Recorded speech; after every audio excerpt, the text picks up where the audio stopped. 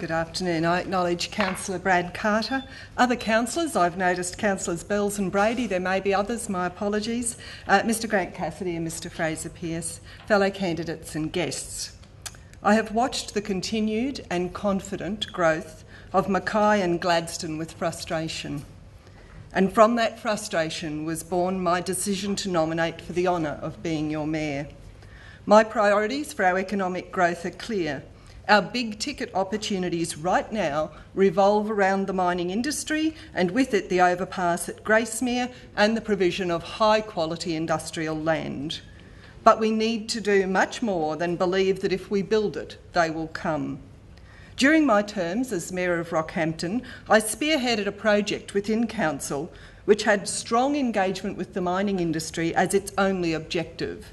I visited mine sites, got my underground ticket, got up close and personal with the pretty massive drag lines, slept in some fairly scruffy accommodation and learnt all that I could about this industry and its needs. Out of that was born, among other things, QREX and the first scoping of the overpass that I know of and the industrial opportunities that this might give.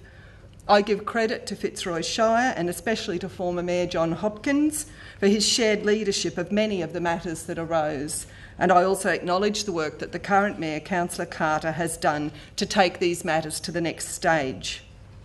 May I pause for a moment to speak directly to the people who live in Precinct K, who have been adversely affected by the recent temporary planning instrument over part of the Gracemere industrial area.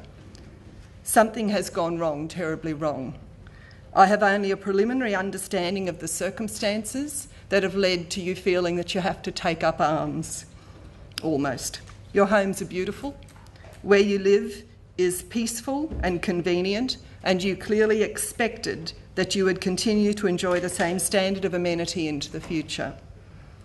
Partly because we're in the middle of the urgency of a campaign, and partly because any answer must be a shared one, I cannot offer words that will set out a future direction yet.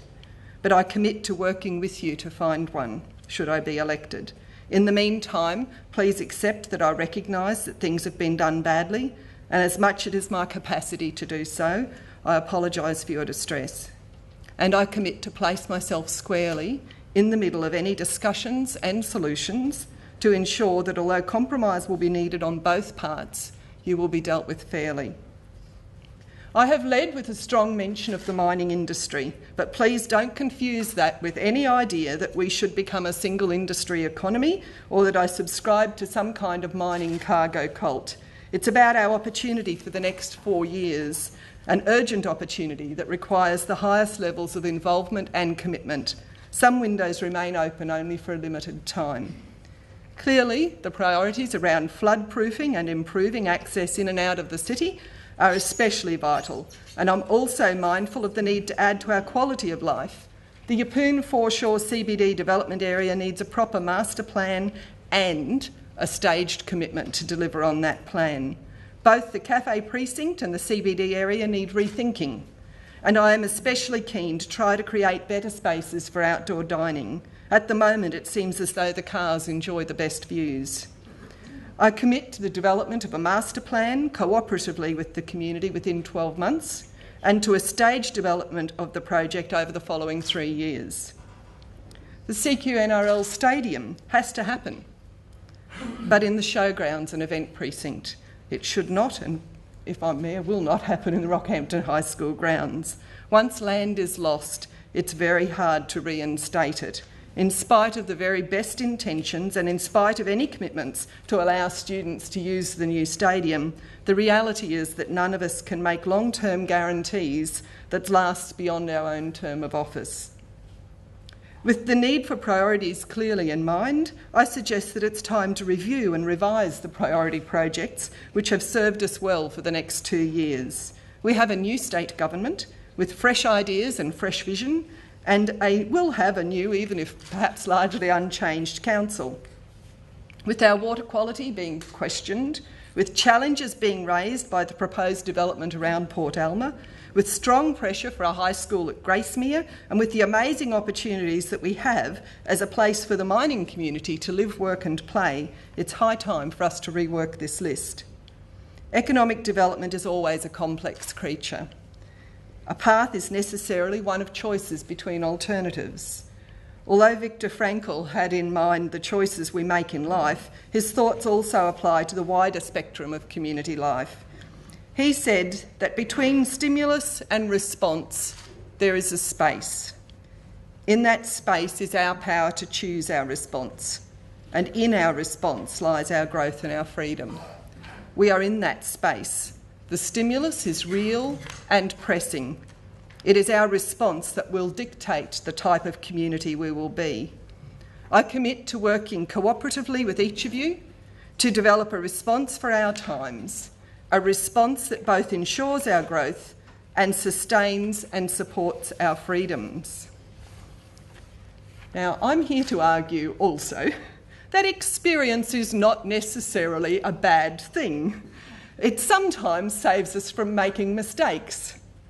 Of course, at other times, it lets us recognise our mistakes when we make them again. I'm here to argue that we need to place our region in safe hands, conciliatory and consensus-building hands. The amalgamation was a dramatic, even violent shift in our region's relationships, both within our new extended borders and with those around us. While tough talk often masquerades as leadership, I've learned that in the real world of a democratically elected council, a much more complex and inclusive style of leadership is the most successful. I believe I have the skills to build consensus that will allow a shared vision, the wisdom to be your servant in the interim, and the experience to recognise that anything that the next council achieves will be the result of our combined efforts. I have chosen to lead my campaign with the words safe hands, strong future. I believe I could also have reversed the order and still represented what I offer. I offer you strong hands and a safe future. I have proven ability, I think. I've led a council that proposed some fairly challenging circumstances, and I negotiated and actually delivered on the kinds of results that we're all promising here today. I have delivered disciplined budgets, wrought after haggling and cross-examination line by line. I made it my practice to meet with each and every director one at a time for a line-by-line assessment. They hated it. But contrary to public perception, important as these things are, this kind of pouring through the budget will only ever deliver relatively modest savings. The really big impacts on Council's budget come from the purchase of big-ticket items. From time to time, it becomes popular to compare the amount of grant funding received in one community over another, as though it is always and unfailingly a great thing for Council to attract grant funding. Both state and federal government are constantly offering funding for one thing or another.